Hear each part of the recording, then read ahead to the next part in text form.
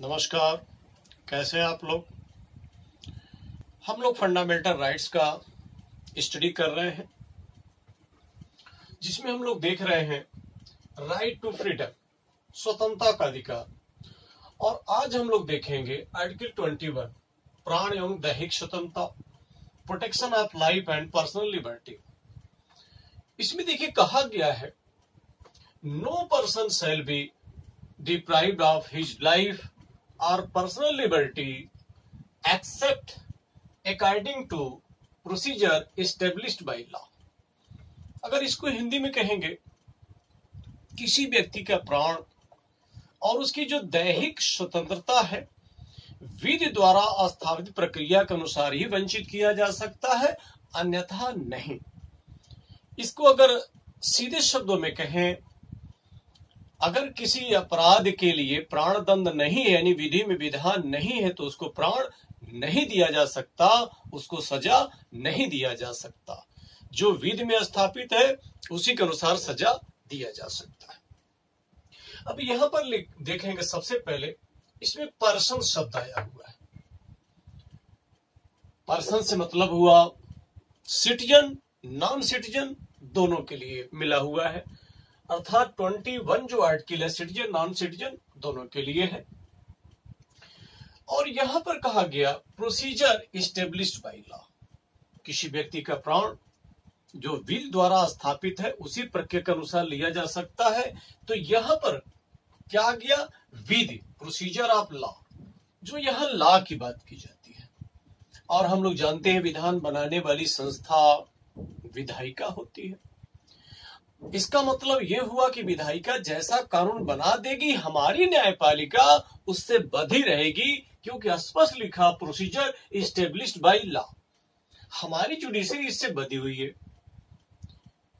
हमारे यहां विधि द्वारा स्थापित प्रक्रिया के अनुसार न्याय दिया जाता है, और यह प्रोसीजर जापान से लिया गया है।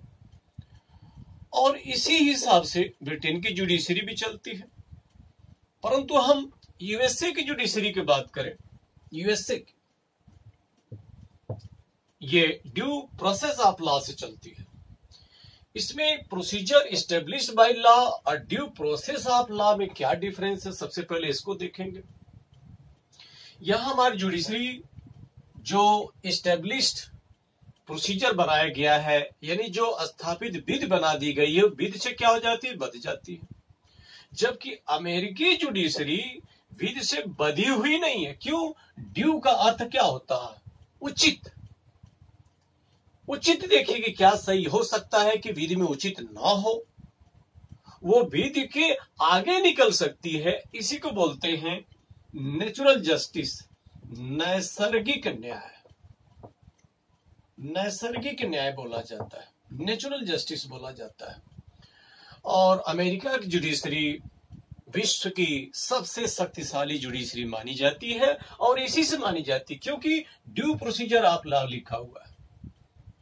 ब्रिटेन की judiciary procedure established by law, Japan judiciary procedure established by law, और भारत की judiciary procedure established by law.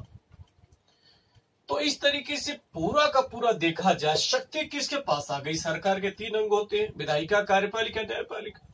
तो पूरी शक्ति आ गई लेजिस्लेचर के पास, विधायिका के पास, क्योंकि स्पष्ट रूप से कहा गया जो विधि में प्रावधान होगा उससे जुडिशरी क्या रहेगी, बधी रहेगी। अमेरिकी जुडिशरी तो है नहीं। तो ये पूरी तरीके से ये प्रावधान किया गया। अब हम लोग देखते हैं कि आगे चलकर के समस्या क्या आती है। 1950 की घटना है, A.K. गोपालन, बड़ा फेमस केस है ये। इसमें मामला क्या था, ये मद्रास जा रहे थे, कम्युनिस्ट लीडर थे, और मद्रास में इनको अरेस्ट कर लिया गया। और जो अरेस्ट किया जाता है वो निवारक निरोध के अंतर्गत अरेस्ट किया जाता है, प्रिवेंटिव डिटेंशन के तहत अरेस्ट किया जाता है। ये प्रिवेंटिव डिटेंशन क्या है? जब हमारा देश गुलाम था तो अंग्रेज समय समय से कानून बनाया करते थे, जैसे हम लोग सीधा सीधा देखें 1919 का जो एक्ट बनाए थे जिसका नाम था रोलैक्ट एक्ट, उसको काला कानून माना गया, अंधा कानून माना गया, और उसके तहत बिना दलील बिना अपील के तहत वो अरेस्ट कर लेते थे। जब हमारा देश गुलाम था, आजादी की लड़ाई चल रही थी, तो हमारे यहाँ के नेताओं ने कहा कि जब देश हमारा आजाद हो जाएगा तो इस प्रकार के काला कानून नहीं बनाए जाएंगे। परंतु हम लोग जानते हैं 1946 में भी विभत्स यहाँ पर हत्याकांड होते हैं, बहुत अव्यवस्था स्थापित हो जाती है। अब जब देश आजाद हो गया तो हुआ कि कुछ ऐसा कानून होना चाहिए, नहीं तो पता चला कि कुछ लोगों को अगर इस तरह छोड़ दिया गया तो बहुतों की स्वतंत्रता क्या करेंगे, ये बाधित कर देंगे। तो बहुतों की स्वतंत्रता बनाए रखने के लिए कुछ लोग स्वतंत्रता को कंट्रोल करना पड़ेगा यदि वो अव्यवस्था पैदा करते हैं। तो इस प्रकार से प्रिवेंटिव डिटेंशन कानून बनाए गए और कह दिया गया शायद जरूरत पड़ जाए, कभी नहीं पड़ेगी तो अच्छी ही बात है। और इसी प्रिवेंटिव डिटेंशन के तहत एक गोपालन को अरेस्ट कर लिया गया था। अब ये एक गोपालन साहब सुप्रीम कोर्ट चले गए और इनका दलील क्या था, आर्टिकल 19 की फर्स्ट का सेक्शन डी ये कहता है कि भारत में अबाध संचरण, अगर मैं मद्रास आया हूं तो ये क्या भारत में ही है, अबाध संचरण कर रहा हूं, मुझको क्या कर लिया गया है, अरेस्ट कर लिया गया है। दूसरा इन्होंने दलील दिया अनुच्छेद 21 का भी उल्लंघन है, क्योंकि यहां देखिए लिखा गया है पर्सनल लिबर्टी यानी सम्मान से जीने की बात की गई है, इसका भी वायलेशन हो रहा है। परंतु जुडिशरी हमारी बहुत कुछ परिस्थितियों पर डिपेंड करती है, क्या परिस्थितियां, उन परिस्थितियों को देखे तो उसी के अनुसार उसने इंटरप्रिटेशन किया। क्योंकि उस समय दंगे भड़के हुए थे, बहुत सारी अव्यवस्थाएं चल रही थी देश में, धीरे धीरे शांत हो रहा था, वो जुडिशरी ने देखा था। और जुडिशरी ने ये देखा था कि यहां पर लिखा हुआ प्रोसीजर इस्टेब्लिश्ड बाय लॉ, ये भी देखा, तो उसमें कार्य करने का इनका एक तरीका हो गया था।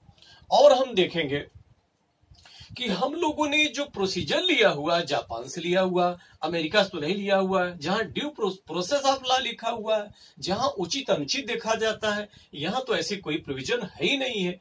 हमारी जुडिशरी क्या है, एक रेस्ट्रिक्टेड है, किससे, प्रोसीजर इस्टेब्लिश्ड बाय लॉ। एक और कारण आता है कि जो हमारे फर्स्ट सीजीआई थे हीरालाल कानिया, जब अंग्रेजी जुडिशरी यहां कार्य कर रही थी, फेडरल जुडिशरी, तो उसमें जज रह चुके थे, उसमें कार्य करने का तरीका यही था। और इन सब हालात को देखते हुए वो फैसला सुनाते हैं, क्या उसे वरीयता देते हैं, इस्टेब्लिश्ड जो प्रोसीजर बनाया गया, प्रोसीजर इस्टेब्लिश्ड बाय लॉ, विधि में जो स्थापित है उसी को वरीयता देते हैं। और यहां पर जो कानून बनाया गया है, क्या एक प्रिवेंटिव डिटेंशन कानून बनाया गया है व्यवस्था को देखने के लिए। तो प्रिवेंटिव डिटेंशन को ध्यान में रखते हुए, देश की सुरक्षा को ध्यान में रखते हुए, और यहाँ पर प्रोसीजर इस्टेब्लिश्ड बाय लॉ को ध्यान में रखते हुए सुप्रीम कोर्ट ने क्या कर दिया, यहाँ पर गोपालन को रिलीफ नहीं मिलता है, इनको रिलीफ नहीं मिला। हालांकि सुप्रीम कोर्ट का सूक्ष्म तौर पर एक आलोचना भी की गई, व्यापक रूप से तो नहीं कर सकते, प्रोहिबिटेड है, जिसको कहा गया नैरो इंटरप्रिटेशन सुप्रीम कोर्ट ने दिया। ये सुप्रीम कोर्ट को भी लगने लगा आगे चल के सुप्रीम कोर्ट सुधारेगी, कैसे सुधारेगी उसको भी हम लोग देखेंगे, क्या परिस्थितियां होती हैं वो हम लोग अध्ययन करेंगे। अगला जो मामला आता है मेनका गांधी का, 1978 का मामला है। 1978 मेनका गांधी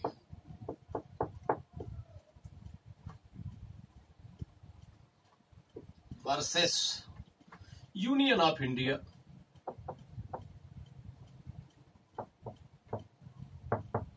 ये मामला आया था 1978 में। ये मामला क्या था, मेनका गांधी का पासपोर्ट सरकार जब्त करना चाह रही थी और सरकार ने आदेश दे दिया कि 1 सप्ताह के अंदर मेनका गांधी अपना पासपोर्ट जब्त कर ले। अच्छा, इसके पीछे कारण क्या था? उसमें जनता गवर्नमेंट थी और जनता गवर्नमेंट जब आई उसके पहले हम लोग जानते हैं इंदिरा जी ने इमरजेंसी घोषणा किया था और उस इमरजेंसी की घोषणा करने में प्रमुख रूप से हाथ किसका था? संजय गांधी का। और उस इमरजेंसी में मीसा कानून बनाए गए, जितने विपक्षी थे बहुत मार मरवाई थी इंदिरा जी, उसमें हाथ किसका था? संजय गांधी का। और संजय गांधी की पत्नी थी ये मेनका गांधी।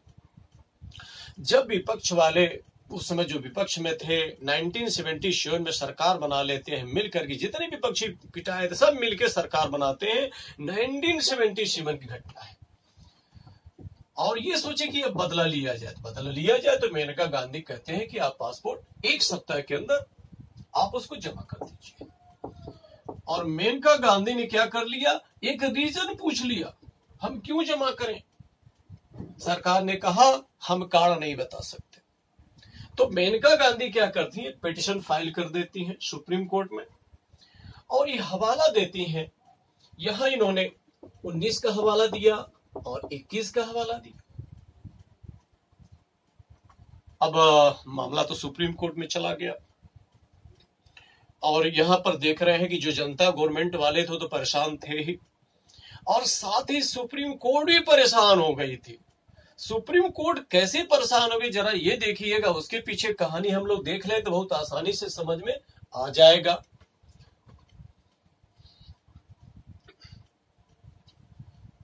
एक 24वां संविधान संशोधन इंदिरा जी ने कराया था और 24वां संविधान संशोधन में प्रावधान करा दिया था।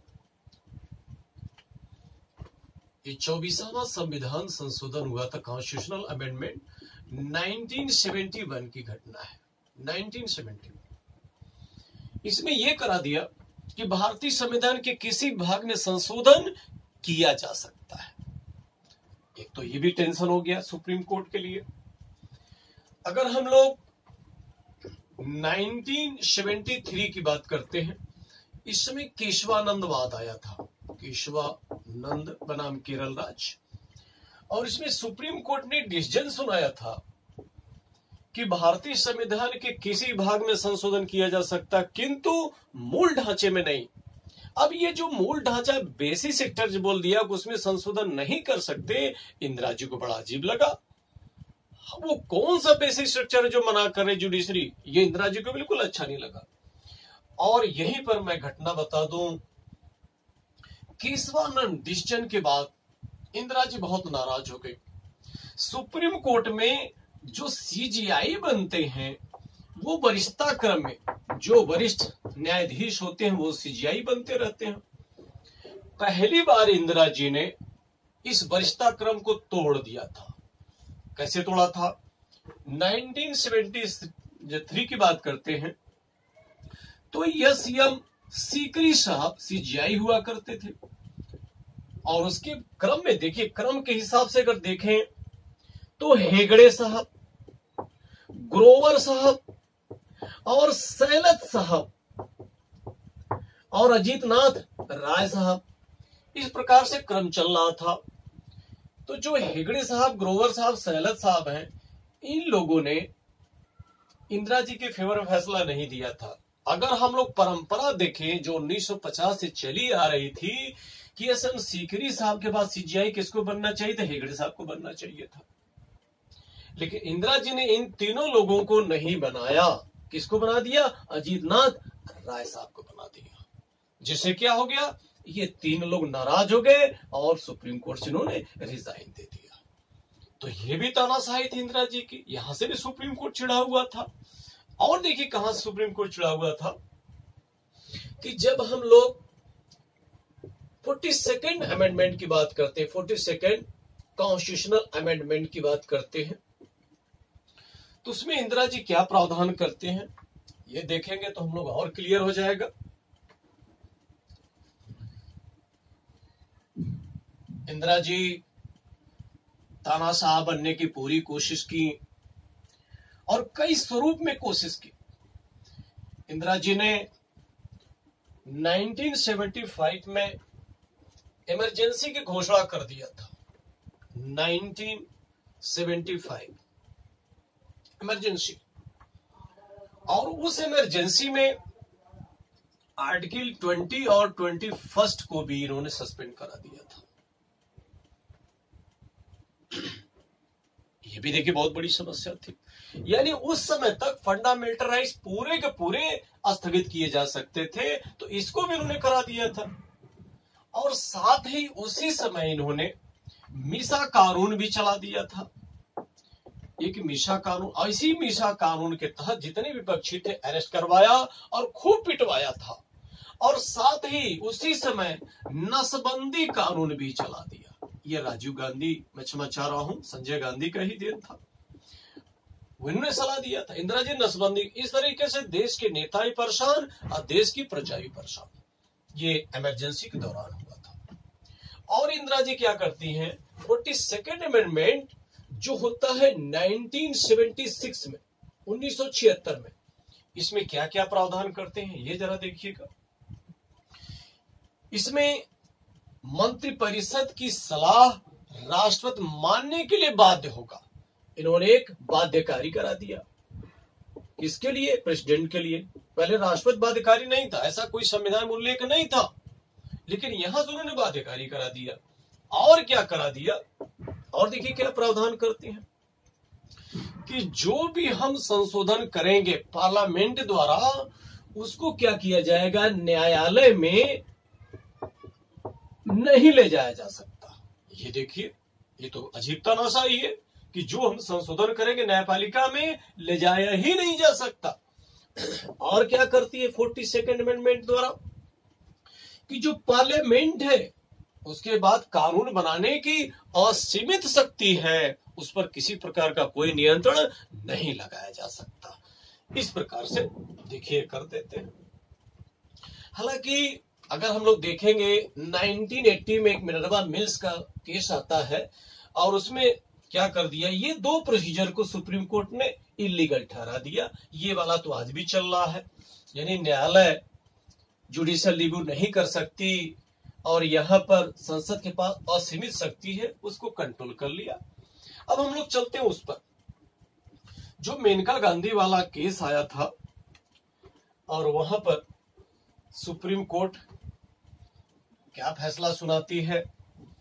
हालांकि मेनका गांधी को बहुत रिलीफ नहीं मिला, लेकिन सुप्रीम कोर्ट ने यह कह दिया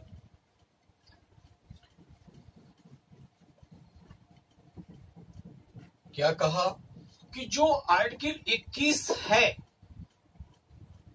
उसको पूरी तरीके से व्याख्यायित कर देता है, बहुत व्यापक अवधारणा देता है। क्या देता है, देखिए लिखा पहले भी था प्राण एवं दैहिक स्वतंत्रता, लेकिन नैरो इंटरप्रिटेशन किया था। किस वजह से? प्रोसीजर इस्टेब्लिश बाय लॉ की वजह से। लेकिन यहां पर अगर हम लोग देखेंगे 1978 में पूरी तरीके से जुडिशरी पकड़ने की कोशिश करती है। कैसे इंटरप्रिटेशन किया? दैहिक स्वतंत्रता। जब मान लीजिए कोई व्यक्ति ऐसा है जिसको कमरे में बंद कर दिया किसी ने, और वो पड़ा हुआ उसी में, खाना पीना दे रहे हैं, मर नहीं रहा है, यानी प्राण नहीं ले रहे हैं केवल, तो वास्तव में क्या उसकी दैहिक स्वतंत्रता हुआ? अगर दैहिक स्वतंत्रता नहीं हुआ तो आर्टिकल 21 का प्रोटेक्शन तो नहीं हुआ। तो जीवन जीना केवल जीना नहीं बल्कि गर्वान्वित जीवन होता है, रेस्पेक्टेड लाइफ होता है। तो जो 1950 में नैरो इंटरप्रिटेशन किया था, इन्हें क्या करते हैं, एक्सटेंड कर देते हैं, पूरी तरीके से व्याख्यायित कर देते हैं। और परिस्थितियां भी ऐसी बन गई थी। क्या परिस्थितियां थी? हम देखें कि देश के लोग भी चाह रहे थे कि यहाँ पर इंदिरा गांधी को या लेजिस्लेचर को एग्जीक्यूटिव कंट्रोल किया जाए। दूसरे जुडिशरी भी लग गया था कि अगर हम कंट्रोल नहीं करते हैं तो ये हम ही को कंट्रोल कर रहे हैं। तो यहां पर सुप्रीम कोर्ट ने पूरी तरीके से व्याख्यायित कर दिया, जीवन जीना केवल जीना ही नहीं बल्कि कैसा जीना है, सम्मान से जीना है, एक सम्मान से जीना है, रेस्पेक्टेड लाइफ है। इस प्रकार से सुप्रीम कोर्ट ने व्याख्या कर दिया।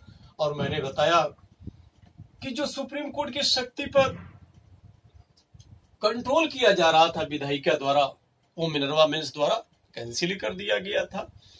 और यहीं से हमारी जो जुडिशरी है प्रोसीजर इस्टेब्लिश्ड बाय लॉ से किधर बढ़ने लगी, ड्यू प्रोसेस ऑफ लॉ। अब ये देखने लगी क्या, उचित देखने के लिए उचित देखने लगी। और यही उचित जब देखा जाता उसको बोलते हैं नैसर्गिक न्याय, नेचुरल जस्टिस।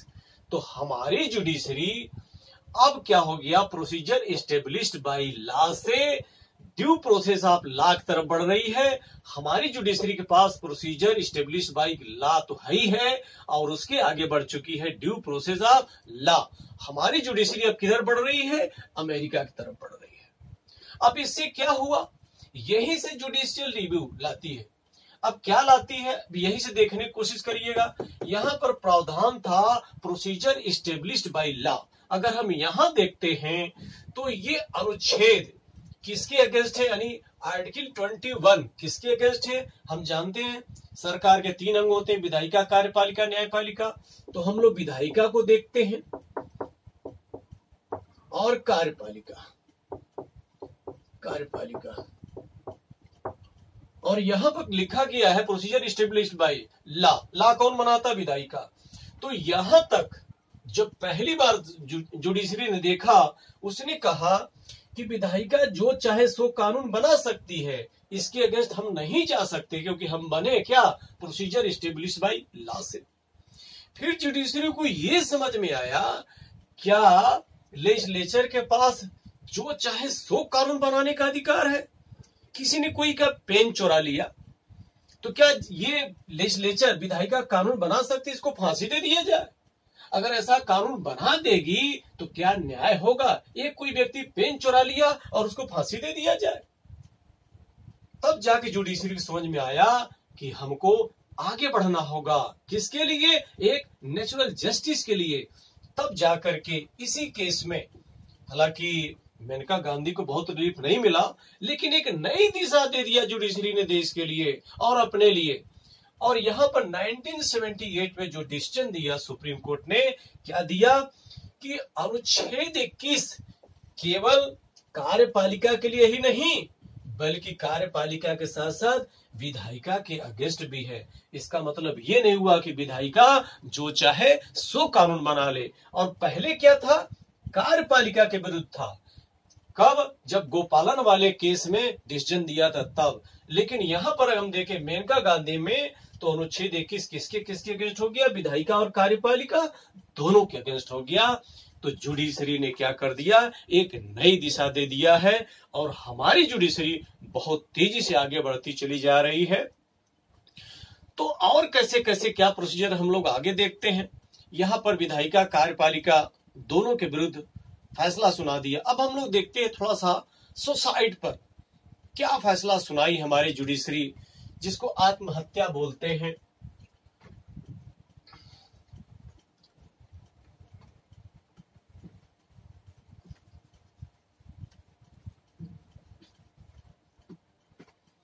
अनुच्छेद 21 जीवन जीने की बात करता है, सम्मानपूर्ण जीवन जीने की बात करता है।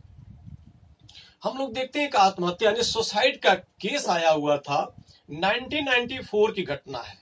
ये पी रथिनम का मामला है, P Rathinam versus Union of India. तो इसमें क्या आया था, इन्होंने सुसाइड करने का प्रयास किया था।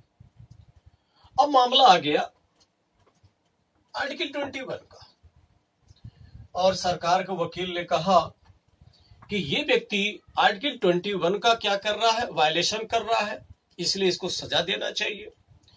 और जो पी रत्नम के वकील थे उन्होंने कहा, मिलार्ड, जो हमारा पिटिशनर है ऑलरेडी मानसिक रूप से विक्षिप्त है, तभी सुसाइड करने का प्रयास किया।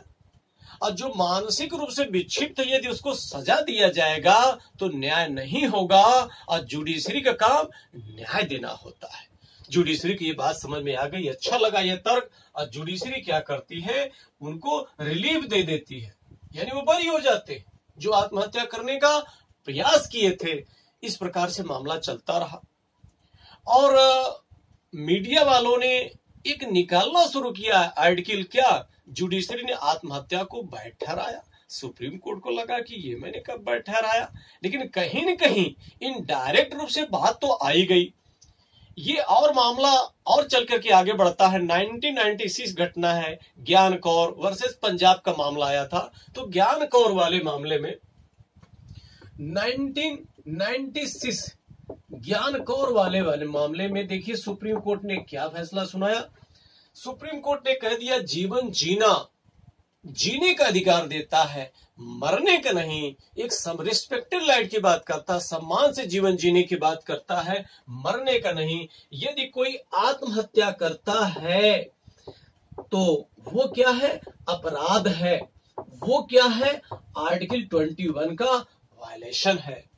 तो इस तरीके से आज के डेट में कोई आत्महत्या करने का प्रयास करता है तो आर्टिकल 21 का क्या है, वायलेशन है। जीवन जीने की बात करता है, मरने का नहीं। इसलिए आत्महत्या क्या है, अपराध है। अब 621 मृत्युदंड की बात नहीं करता है, ये मृत्युदंड से सुरक्षा की बात करता है। अगर हम लोग थोड़ा सा और देखें मामला 2011 की घटना है, बंबई का अरुणा साहबान का। उसमें क्या मामला आया था, ये लड़की अरुणा साहबान कोमा में चली गई, हालांकि उसके साथ दुराचार हुआ था। ये नर्स थी लड़की, और नतीजा क्या हुआ, कोमा में जाने के बाद जो वहां की नर्स की स्टाफ थी उन लोगों ने फैसला लिया कि हमारे स्टाफ की ही एक सदस्य है तो हम लोग क्या करेंगे, इसकी सेवा करेंगे। तो एक स्पेशल कमरा अलॉट कर दिया और वेंटिलेटर लगा दिया गया और उसी पर अपना चल रहा था, इलाज हो रहा था। और इस तरह करते करते क्या हुआ, उसकी उम्र लंबी हो गई, 42 साल हो गई, शरीर उसकी खराब हो गई, एकदम समस्याग्रस्त हो गया, जीर्ण शीर्ण हो गई। तो अनुच्छेद 21 कहता है जीवन जीने की बात, रेस्पेक्टेड लाइफ की बात करता है। तो क्या उस लड़की के लिए रेस्पेक्टेड लाइफ था? नहीं था। एक सामाजिक कार्यकर्ता ने, जिसका नाम था पिंकी, उन्होंने एक पिटीशन फाइल किया सुप्रीम कोर्ट में। अनुच्छेद 21 जीवन जीने की बात करता है, यह रेस्पेक्टेड लाइफ की बात करता है, और यहाँ पर सम्मानपूर्ण जीवन नहीं है। बड़ा दयनीय स्थिति हो गया है। इनको क्या किया जाए, मरने की अनुमति दिया जाए, जिसको यूथेनेसिया बोला जाता है। सुप्रीम कोर्ट ने विचार किया, और सुप्रीम कोर्ट विचार करने के बाद हाँ एक चीज कहा कि हम जो पिंकी थी सामाजिक कार्यकर्ता, हम घर वालों को तैयार कर लिए हैं, हम डॉक्टर को तैयार कर लिए, इसमें कोई विरोध नहीं कर रहा है, और वो तो कोमा में ही है, उसके जीवन का कोई मतलब नहीं है। सुप्रीम कोर्ट ने भी जांच पड़ताल किया तो पाया वास्तव में उसका जीने का कोई मतलब नहीं, सम्मानपूर्ण जीवन नहीं। सम्मानपूर्ण जीवन कब होगा, जब उसका जीवन समाप्त हो जाए, क्योंकि बहुत नरकी जिंदगी हो गई है। तो उस मामले में सुप्रीम कोर्ट ने उस लड़की के लिए इस प्रकार का आदेश दिया था, मृत्यु का, जैसे कहते हैं स्वेच्छा मृत्यु का। और इस तरह मामला चलता रहा। अब धीरे धीरे और मामला आगे बढ़ा। जैसे 2015 घटना है, जयपुर यानी राजस्थान में जो जैनिज्म होते हैं, संथारा करते हैं, संलेखना करते हैं। संथारा क्या होता है, जो लोग बुजुर्ग हो जाते हैं, अन्न जल त्याग देते हैं और मृत्यु को प्राप्त हो जाते हैं, सारी समस्याओं से मुक्ति की बात करते हैं। तो जैनिज्म में प्रचलन रहा है, जयपुर में ज्यादा जैनिज्म रहते हैं। जयपुर हाई कोर्ट में केस हो गया और जयपुर हाई कोर्ट ने कहा क्या, संलेखना आर्टिकल 21 का क्या है, वायलेशन है। क्यों, एक प्रकार से आत्महत्या ही तो है। तो उसने क्या कर दिया, संलेखना को अवैध ठहरा दिया था सुप्रीम कोर्ट, क्षमा चाह रहा हूं, हाई कोर्ट ने। और जब मामला सुप्रीम कोर्ट ने गया, सुप्रीम कोर्ट ने धर्म को वरीयता देते हुए उसमें रिलीव कर दिया, यानी जो हाई कोर्ट द्वारा फैसला दिया गया था उसको खारिज कर दिया, धर्म को सुरक्षित रखा, क्योंकि धर्म की वरीयता वहां दिया। अगर हम लोग और देखते हैं, जैसे भूख हड़ताल, तो क्या भूख हड़ताल अनुच्छेद 21 यानी आत्महत्या की बात करता है? नहीं, आत्महत्या की बात नहीं करता है। भूख हड़ताल का मतलब होता है, मकसद मरना नहीं होता है। भूख हड़ताल का मतलब होता है कि हमारी मांगे मान लिया जाए, हम क्या करेंगे, अन्न जल ग्रहण करने लगेंगे, जबकि आत्महत्या में ऐसा कोई मकसद नहीं होता है। जब तमाम प्रकार की केसेज आने लगे, देश में ऐसी बातें आने लगे, विश्व में बहुत सारी ऐसी घटनाएं भी घटने लगी। विश्व के बहुत से देश ऐसे हैं कि जो यूथेनेसिया को मान्यता दिए हुए हैं। 2018 की घटना है। 2018 सुप्रीम कोर्ट ने अनुमति यूथेनेसिया पर दे ही दिया। क्या दिया? एक्टिव पैसिव दो प्रकार की यूथेनेसिया होती है और सुप्रीम कोर्ट ने एक्टिव पर नहीं दिया है, पैसिव पर दिया। एक्टिव पैसिव क्या होता है? एक्टिव यूथेनेसिया उसको बोलते हैं कि दवा इंजेक्शन दे के मारना, और पैसिव वो होता है इंजेक्शन दवा दे के मारना नहीं, जो सपोर्ट किया जा रहा वेंटिलेटर जो लगा है उसको हटा लेना, जो ऑक्सीजन लगा हटा लेना, मात्र इतना ही होता है। तो इतने यानी एक सूक्ष्म रूप एक कह सकते हैं यूथेनेसिया का, उस पर अनुमति दे दिया है। और इस तरीके से हमारी सुप्रीम कोर्ट ने एक्टिव यूथेनेसिया नहीं पैसिव पर दिया हुआ है। लेकिन उसमें भी क्या होना चाहिए, जो पेशेंट है उसकी स्वीकृति जरूरी है। यदि कोमा में चला गया है तो घर वालों से अनुमति लिया जाएगा, डॉक्टर से अनुमति लिया जाएगा। तो इस प्रकार से प्रावधान सुप्रीम कोर्ट ने कर दिया है। तो यूथेनेसिया से क्या हो चुका है, एक जारी हो चुका है, लेकिन उसका दायरा सीमित है। अगर हम प्राण एवं दैहिक स्वतंत्रता के अंतर्गत की बात करते हैं तो सुप्रीम कोर्ट ने क्या कर दिया, एक रेस्पेक्टेड लाइफ की बात कर दिया और बहुत व्यापक अवधारणा प्रस्तुत कर दिया। और लेजिस्लेचर की शक्ति को कंट्रोल करती चली जा रही है, एग्जीक्यूटिव शक्ति को कंट्रोल करती चली जा रही है। तो हमारी जुडिशरी ने प्राण एवं दैहिक स्वतंत्रता के अंतर्गत बहुत सारे डिसीजन दिए हैं। उस डिसीजन में रेस्पेक्टेड लाइफ की बात की गई है। जो अब तक डिसीजन दिए गए हैं उसको थोड़ा सा हम लोग देखते हैं। जैसे विदेश जाने का अधिकार, जो मेनका गांधी वाला मामला था, वो विदेश जाना चाह रही थी, उनका पासपोर्ट जब्त कर लिया गया था। तो विदेश जाने का अधिकार रेस्पेक्टेड लाइफ में ला दिया है।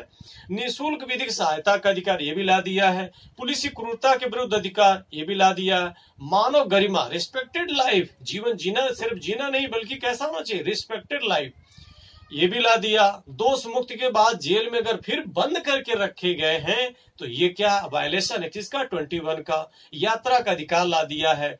जो बंदी जेल में हैं वो अपने पसंद का वकील कर सकते हैं। अपने लोगों से मिलने का अधिकार भी अनुच्छेद 21 में ला दिया है। जीवन रक्षा का अधिकार ला दिया है। कहीं अकेले कारावास में उनको न बंद करने ले जा करके, ये भी आर्टिकल 21 का वायलेशन माना जाएगा। पहले सेलुलर जेल में बंद कर देते थे, लेकिन इस प्रकार का प्रावधान नहीं होगा। और देर से फांसी क्या, फांसी की सजा सुना दिया गया। और वो जो अपराधी है वो कोई अब क्षमा की मांग नहीं कर रहा है तो क्या करना चाहिए, उसको फांसी दे, नहीं पता चला कि वैसे ही घुट घुट के मर रहा है 10 साल 15 साल, तो उसको क्या करना चाहिए, कहा गया क्या, देर से फांसी के विरुद्ध भी उसके पास अधिकार मिला हुआ है। बधुआ मजदूर के विरुद्ध भी अधिकार दे दिया है सुप्रीम कोर्ट ने।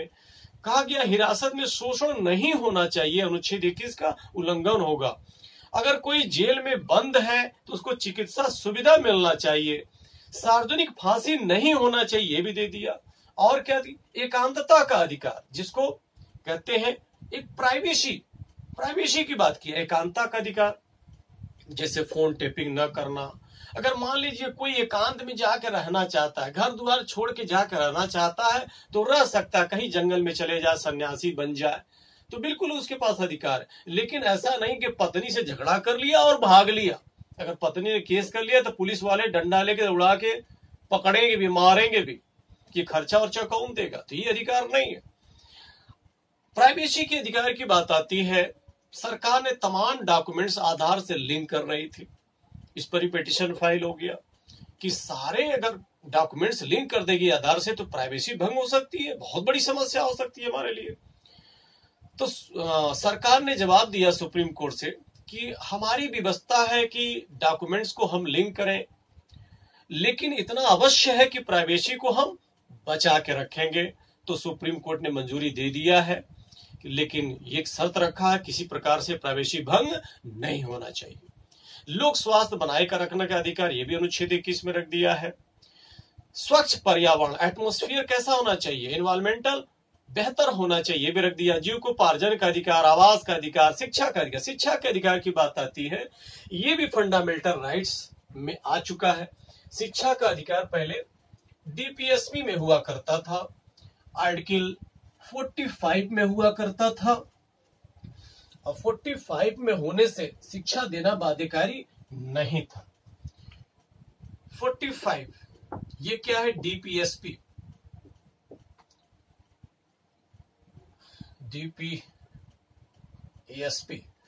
Directive principle of state policy. और आर्टिकल 37 में कहा गया है डीपीएसपी न्यायालय योग्य नहीं होगा। तो जो 6 से लेकर 14 वर्ष तक के बच्चों के लिए निःशुल्क अनिवार्य शिक्षा का प्रावधान किया गया था, अनिवार्य तो किया गया था लेकिन सरकार देने के लिए बाद नहीं थी। क्यों? क्योंकि 37 में स्पष्ट कहा गया है कि न्यायालय योग्य नहीं होगा। जितना संसाधन रहेगी उतना व्यवस्था करेगी।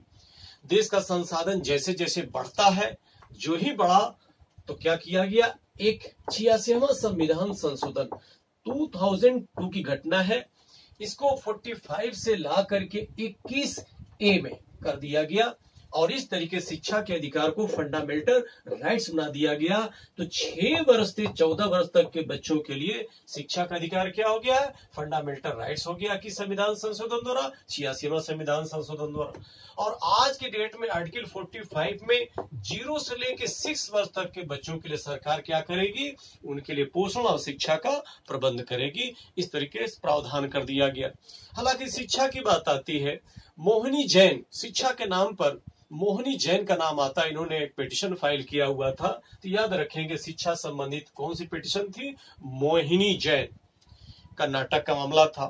फिर और हम लोग देखेंगे एक मॉम लिंचिंग की घटना घटती रही।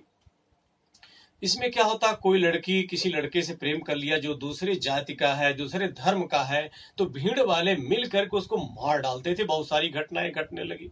तो सुप्रीम कोर्ट ने डिसीजन दे दिया। क्या डिसीजन दे दिया? जीवन साथी चुनने का अधिकार मौलिक अधिकार है। और किससे लिंक कर दिया? आर्टिकल 21 से। लेकिन लड़का लड़की क्या होना चाहिए? वयस्क होना चाहिए। वयस्क की उम्र लड़की के लिए 18 साल होता है, लड़कों के लिए 21 साल होता है। अगर वो वयस्क हैं तो अपना जीवन साथी चुन सकते हैं। अगर कोई उसमें दुष्टता करता है, जुडिशरी क्या करेगी? उसको सजा देगी। इस तरीके से हम लोग पूरा अवलोकन करें तो देखें जुडिशरी जो हमारी 1950 में हुआ करती थी, अगर हम आज देखते हैं जुडिशरी को, तो जुडिशरी अपनी शक्ति बहुत बढ़ा चुकी है और कहां पहुंच चुकी है? न्यायिक सक्रियता की तरफ पहुंच चुकी है। और हमारी जुडिशरी ब्रिटेन से जापान से किधर बढ़ रही है? अमेरिका की तरफ बढ़ रही है। किधर बढ़ रही है? ड्यू प्रोसेस ऑफ लॉ, नैसर्गिक न्याय की तरफ बढ़ रही है। और न्यायिक सक्रियता, जुडिशियल रिव्यू, न्यायिक सक्रियता, जनता की भावनाओं के अनुकूल अगर फैसला देती है तो न्यायिक सक्रियता के दायरे में आएगा। अगर जनता के भावनाओं के प्रतिकूल फैसला देना शुरू कर दिया जिस दिन जुडिशरी, तो न्यायिक निरंकुशता के दायरे में आ जाएगी। तो जुडिशरी हमारी बहुत अच्छी काम कर रही है और जरूरत भी था, उस समय बधी हुई थी। आज हमारी जुडिशरी अमेरिका के इर्द गिर्द जा चुकी है। इस तरीके से दोनों फॉलो करती है। तो हम लोगों ने विधिवत अध्ययन किया आर्टिकल 21 पर, बहुत काम का है। इसको आप लोग रिवाइज कर लीजिएगा। ठीक है, धन्यवाद।